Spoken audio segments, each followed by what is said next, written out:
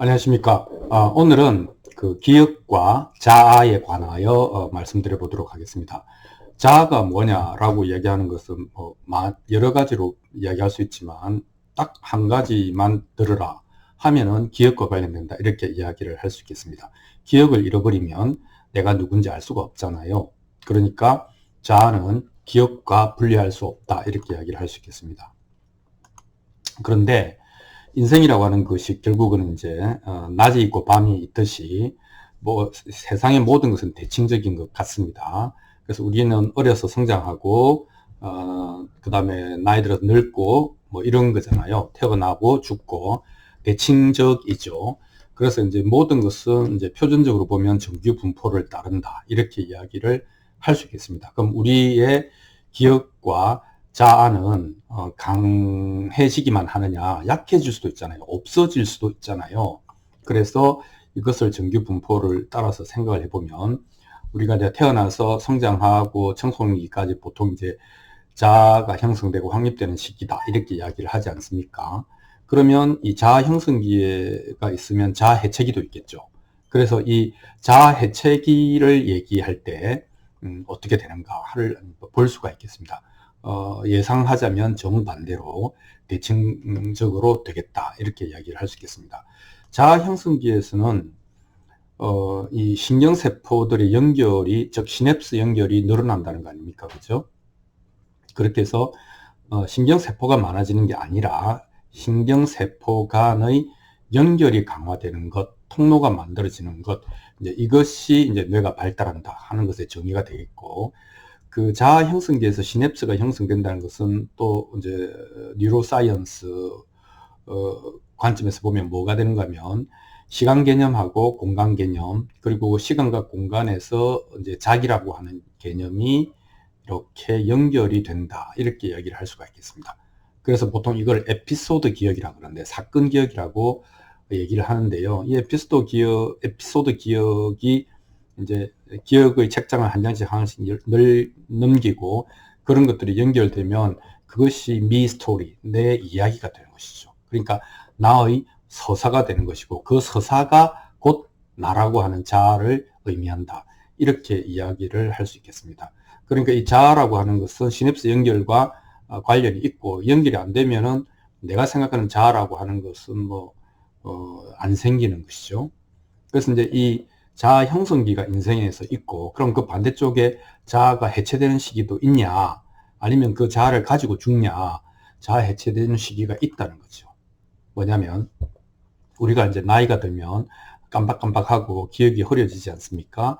기억만 흐려지는 것이 아니고 자아도 흐려지는 것이죠.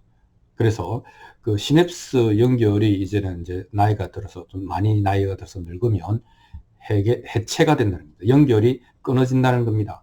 그러면은 그 연결되었던 시간, 공간, 시간과 공간 속에서 자기가 행위했던 이런 것들이 그 조각조각 해체가 된다. 이렇게 이야기를 할 수가 있겠습니다. 그러면 그럼 해체가 되고 나면 다 없어지느냐? 그건 또 아니라는 겁니다. 뭐냐면 정서적으로 강한 기억은 남는다는 것이죠. 그래서 우리는 이것을 이제 정서각인 이렇게 표현을 하는데 이 정서각인에는 기억과 관련된 그 뇌 영역이 해마라면 이 정서각인 그래서 감정 반응을 할 수 있게 해주는 기관은 편도체입니다. 편도체는 죽기 살기 이런 거 관련되어 있지 않습니까? 그래서 이 편도체는 아주 강렬했던 기억들을 저장을 하고 있는 거죠. 그래서 이 편도체가 도와서 사람들은 감정 반응을 나이가 들어서도 해마가 위축되어 있는 경우에도 할 수 있다. 이렇게 이야기를 할 수 있겠습니다. 그래서 이 자아라고 하는 개념은 기억이라고 하는 것과 분리할 수 없는데 이 기억을 담당하는 것이 해마 아니겠습니까? 뇌에서. 이 해마는 이제 우리가 어떻게 이해하면 되는가 하면 기억의 터미널이다. 이렇게 이야기를 할 수 있겠습니다. 그래서 기억이 오기도 하고 가기도 한다. 이렇게 이야기를 할 수 있겠습니다. 여기가 어떻게 보면 기억의 신병훈련소다. 이렇게 말을 할 수 있겠습니다. 기억은 여기서 꾸러미가 패키지가 되어가지고 각 그 뇌 영역에 장기 기억으로 보내집니다. 자대 배치를 받는 거죠. 그렇게 해서 기억의 터미널인데, 이 기억의 터미널 기능이 두 개가 있습니다. 하나는 장기 기억으로 만들기 위해서 뇌 강영역에 보내는 거, 요게 배치하는 게 하나고, 두 번째는 기억의 인출에도 관련을 합니다. 그러니까 어떤 기억을 불러 모아서 그때 이랬지라고 그 생각을 해내려면은 해마를 통과해야 됩니다. 그래서 기억의 인출에도 관련된다, 이렇게 이야기를 하겠습니다. 그런데 문제는 이 기억이라고 하는 것이 인출 시점에서의 기분, 감정, 태도, 지식에 영향을 받아서 그 어떤 그 물류 창고에 물건으로 이렇게 얌전하게 있다가 그대로 인출되는 게, 배달되는 게 아니라 편집됩니다. 그러니까 기억은 저장될 때도 편집되고, 또 그것을 저장된 기억을 불러올 때도 재편집되고, 그렇게 해서 기억은 사실은 그렇게까지 믿을 만한 물건은 못 된다. 그런데 그렇게까지 믿을 만한 물건이 못 되는 그 기억과 자아 개념은 분리할 수 없다. 기억이 없으면 자아가 없다. 이런 얘기를 할 수가 있겠습니다. 자, 그래서 이제 우리가 나이가 많이 들어서 아까 이렇게 기억이 많이 이제 상실한 분들을 보면 해마 사진을 찍어보면 해마가 어마어마하게 위축되어서 거의 기능을 못한다, 이렇게 볼 수 있거든요. 그러면 이제 금방 했던 일도 이제 기억이 불가능한 것이죠. 그래서 옛날 기억은 있는데 금방 1시간 전에, 하루 전에 일어났던 일들은 기억을 못 하시는 거죠.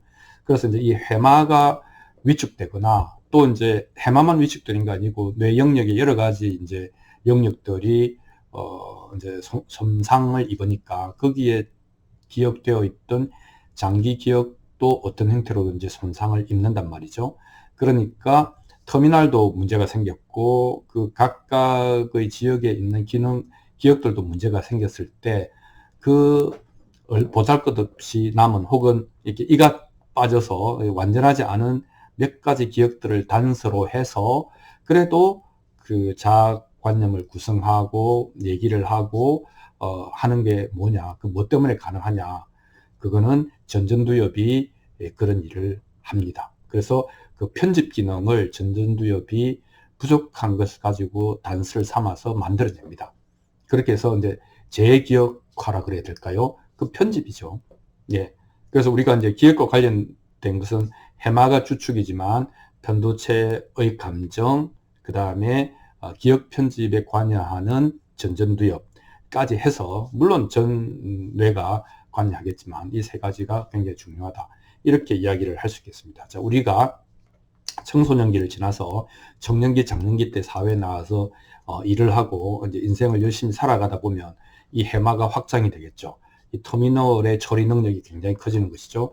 그러면은 이게 계속 기억을 패키징해서 보내는 꾸러미가 커지니까 기억량도 증가할 거고, 장기 기억도, 그리고 그 기억들의 연결도 증가해서 우리는 이제 인간과 세계를 인식하는 데 큰 도움이 됩니다. 하지만 어떤 피크를 지나고 나면, 그것이 중년일 수도 있고 갱년기일 수도 있고, 피크가 지나고 나면 모든 것들은 그렇듯이 이제 좀 이제 내려가기 시작합니다. 즉 해마는 수축되는 것이죠. 해마는 수축되고, 그에 따라서 물동량 처리가 이제 줄어드니까 기억이 이제 부분적으로 소실이 일어나고, 그 다음에 기억 간의 그 시냅스 간의 연결도 해체가 되는 이런 현상이 일어나서 마지막에는 시간과 공간과 그 속에서 나를 구분하지 못하기 때문에 어떻게 되느냐, 자아라고 하는 개념도 희미해지거나 없어져 가기 시작한다, 이렇게 이야기를 할 수 있겠습니다. 이것이 이제 치매에 걸렸을 경우에는 아주 적나라하게 이제 드러나는 것이죠. 그래서 인간은 기억을 형성하는 존재이며, 또 저쪽 반대편에서는 그 기억을 소실해가는 존재다, 이렇게 이야기를 할 수 있고, 그 기억 속에서 자아가 있는 것이고, 기억이 사라지면 자아도 희미해지거나 붙잡기, 포착하기 어려워진다, 이렇게 이야기를 할 수 있겠습니다. 그래서 자아는 기억에 그 토대를 두고 있다. 그리고 그 기억은 타고나는 것이 아니고 우리가 살아가면서 끊임없이 재구성되는 거다, 이런 얘기를 할 수가 있겠습니다. 자, 여기서 우리가 이제 뭘 얻을 수 있을까요? 마음 공부에서 첫 번째는 이제 불교적인 관점을 확인할 수 있습니다. 자아라고 하는 개념도 조건생 조건멸이다. 조건에 따라서 생겨나고 조건에 따라서 사라지는 것이다. 이렇게 이야기를 할 수 있겠죠. 자아가 형성되는 과정에서는 이제 유아기에 우리가 어떤 부모를 만났냐, 어떤 환경을 얻었느냐, 그 다음에 유전적인 특성 이런 것도 중요하겠죠. 뭐 이런 것들이 만들어내는 여러 가지 상호작용들이 우리의 기억을 만들어내고 그 기억이 나라는 관념을 만들어낸다. 이렇게 이야기할 수 있겠죠. 두 번째는 이제 자아라고 하는 명백한 현상은 있죠. 내 이름이 있고 누가 나의 이름을 불러주고 내 이름과 나의 아이디 주민등록번호로 모든 일을 처리하니까 현상은 있다. 하지만 그 형이상학적인 개념의 실체 있잖아요. 그 현상 배후에 존재하는 형이상학적인 실체 이런 것들이 꼭 있을 필요는 없다. 왜냐하면 보니까 태어나면서부터 자아를 갖고 있는 것이 아니고 기억의 형성과 함께 자아가 점점 모습을 띄어가는 것이기 때문에 그렇다. 기억은 형성되고 자아도 형성되는 거구나. 그러니까 그게 무슨 영원 불멸하는 실체가 있다라고 하는 가정을 굳이 할 필요가 없다는 거죠. 세 번째는 자아는 vehicle, 영어로 말하면 차량, 탈 것 이런 거죠. 그러니까 인생을 건너가는 하나의 차량과 같아서 이것은 도구다 이렇게 볼 수도 있겠습니다. 그래서 그 다음에 나오는 할 수 있는 생각 뭐냐면 그러니까 차를 들고 다닐 수 없잖아요. 머리에 이고 다닐 수 없지 않습니까? 그러니까 목적지에 도달하고 난 뒤에는 즉 인생의 마지막에는 내려야 된다. 그래서 자아와 이제 자아를 에고라 하고 나를 셀프라고 하는데 셀프하고 에고를 동일시하는 시각에서 벗어날 수 있다. 이렇게 이야기를 할 수 있겠습니다. 그리고 다섯 번째로는 자아가 곧 나는 아니다. 이제 같은 얘기죠. 그러니까 자아는 그러니까 편리한 도구니까 신분증이거나 아이디 카드거나 이거 없으면 출입이 안 되니까 나를 식별하는 다른 사람으로부터 나를 식별하는 식별부의 역할은 한다. 그래서 도구다. 도구인데 아주 중요한 메인 도구가 되겠다. 중요한 도구가 되겠다. 라고 하는 것이죠. 그러니까 이게 자아라고 하는 에고라고 하는 것이 내가 아니고 나의 중요한 도구다. 이렇게 이야기를 할 수 있겠습니다. 그럼 그 중요한 진짜 나는 누구지 뭐지 이렇게 이제 질문을 할 수 있는데 적어도 우리가 생각하는 기억의 토대를 둔 자기라고 하는 것이 그거를 나라고 하기는 조금 손색이 있다. 이런 얘기를 할 수 있겠습니다. 여섯 번째는요. 그리고 이건 결론인데 이 모든 것이 가리키는 건 뭐냐면 자기 때문에 자기 에고 때문에 너무 고민하거나 근심 걱정할 필요가 없다. 아무리 좋은 차라도 차는 타고 다니는 기능에 초점이 맞춰져 있지 그 차에 자기의 어떤 아이덴티티, 정체성과 자기의 사회적 지위와 자기의 어떤 여러 가지 심리적인 것들을 그 차와 동일시하면 도구에 불과한 차와 동일시하면 그 자체로 문제 아니겠습니까?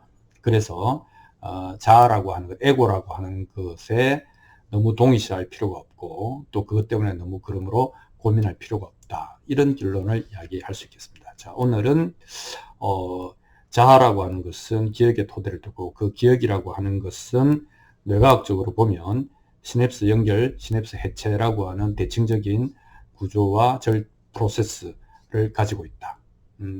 만들었다가 잘 사용하고 그 다음에는 내려야 된다. 반납해야 된다. 이런 이야기를 하고 마치도록 하겠습니다. 자, 자기 때문에 너무 고민하지 마시기를 바랍니다. 감사합니다.